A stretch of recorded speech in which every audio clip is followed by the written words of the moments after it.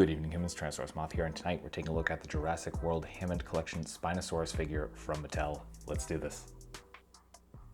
Aesthetically speaking, this figure looks awesome, and yeah, it's just more of the good stuff that we expect from Hammond Collection at this point. They've really knocked out the park, especially with a lot of the large dinosaurs, and this is just furthering that. Some beautiful details all around. You can see like more intricate paintwork here for Spino just because of the coloring. So you see those nice like kind of orangey reds, the whites slash grays, the browns all mixed together really nicely, kind of becoming a little more sparse as you go along the body. You get little touches of this really bright orange, which I think is a kind of nice touch. It does pop a little bit, but just enough. It's covered or kind of hidden so much, or blends. Try to figure out the right word. It's been a long day, y'all. With the other colors, that it's not distracting. And I didn't even notice it at first, but it's pretty cool. And they bring kind of a lighter orange here to a dry brush here at the rib section. More of that white going on. Then we get to the tail. A little more of a stark difference where that brown kind of just abruptly ends to more white, then finishes with that reddish orange. So really cool stuff. As you can see, just details all around, which are brought out sometimes by that dry brush, sometimes by the paint, and sometimes just the bare plastic has some pretty good details. So it does look a little bare once that kind of goes away. We've got the nails painted nice glossy black, and you can see that underbelly with more different textures, kind of smoother texture as you would expect. And yeah, when we get to the face, just really, really nice sculpt going around. We do have the kind of glassy sort of eyes with the pupil set back, kind of painted behind that plastic, that translucent plastic. And for mine, the right side is fine. I have seen people complaining about this, and mine, the left one, kind of set a little bit forward. So it's unfortunate, not the best. Could be better. It's kind of, set a little really weird in there, but that is what it is. Then we get to the mouth. And you can see just some pink plastic. This is kind of what we've seen with the larger dinosaurs. Just decent sculpt. Got a kind of textured tongue there, and then we get the teeth, which look very nice and sharp, very well done. They are a separate piece, which is always good. And yeah, just overall, really, really cool looking figure.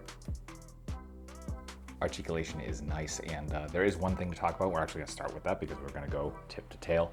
And speaking of tip, so the mouth is a point of contention. If you've seen the threads on Reddit, etc., a lot of people seeing like kind of stress marks going on around here. It's because these are two thin pieces of plastic, and the hinge is right there under this kind of flappy piece, front and bottom. And the like actual face, these like top of the head and the top and bottom jaw are kind of plates over those. So really what you're trying to push here is those smaller pieces. So this is the mouth fully open. This took me a bit. I had to run this under hot water and kind of be careful with it, wiggle the top jaw a little bit because it was really stuck. But once you get that, we get really nice wide open mouth, and you can shut all the way beautifully.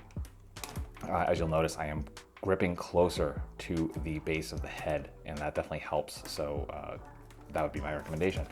We also get an articulated tongue. It's just on a hinge. So come down that far and come up that far. And then I'm not going to do that from the weak point. And then moving the head. So we have a ball joint here at the base of the head. So you can see our movement there. We've got a ball joint at the base of the neck. So that allows us to get some beautiful, beautiful down. We can come pretty much all the way up. So you can get some swimming poses if you would want to do that, which Spinosaurus, of course, you would. Then we come to the arms, and these are hinge and swivel. So we can come out into a T-pose and get that in a little bit, and we get some rotation. So we are going to run into the body, so it's not going to go all the way around. We do get hinge at the elbow with some rotation, so 90 degrees. Then we get hinge and swivel at the wrists. The hands are pretty rubbery, so you can see them kind of moving on that joint. I guess be careful. I haven't had any issues yet, but I'm definitely not going to chance it. So after that, we get the legs and get rotation. So you can come back really far, you can come frontwards really far. I don't want to scrape any of the paint there. In terms of the legs, we don't get full splits. We do get some decent range. I wish we got a little bit more, and we'll get into that in a second. Knees, single jointed, can fully straighten out. then to 90. Same with the top of the foot. We can fully straighten out, go to about 90 forwards. Then the foot, can point really nicely, come forward about that far. Then we get some really nice rocker, which again, I kind of wish that the legs went out a little bit more so we get some really deep poses. Would have been cool, but still very nice with where it is. Ball joint here at the top, the base of the tail, and gives us some side to side, some up and down. And it gets this really, really hefty wire here in the tail. And so we can fully straighten out. We can get some really nice bends there. I will go back to a point just because you're playing with a lot of plastic going on here. Up, you can come down. So yeah, you can get some pretty good poses there. And yeah, that will do it for articulation. Please excuse the awkwardness of this angle, but here they are with some other larger Hammond collection dinosaurs. With some smaller dinosaurs and humans. With some domestics. With some imports. With some monsters. Finally with yours truly in human form in both 1/18 and 1/12 scale. So my final thoughts on the Jurassic World Hammond Collection Spinosaurus figure from Mattel is that this is a killer figure, cannot recommend it enough.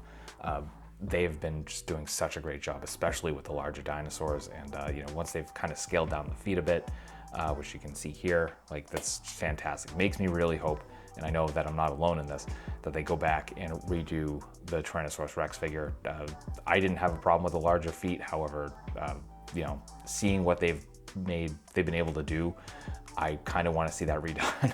I want them to keep the torso joint, but I would love to see that with kind of a couple fixed elements there. So yeah, hopefully this kind of leads into that. But for this, I mean, it's highly sought after at the moment, and there's a good reason for that.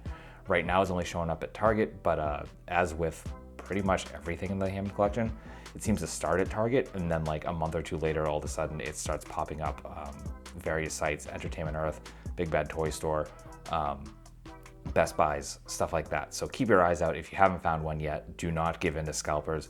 Wait, it will show up.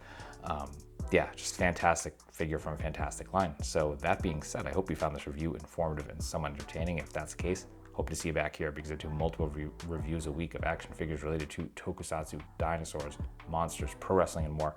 If any of that appeals to you, come back. Let's talk about some really nice plastic, just escape the world for a while. But really at the end of the day, I hope you're well. Hope that all of your toy dreams come true. And most importantly, I hope that you and yours stay weird, simians.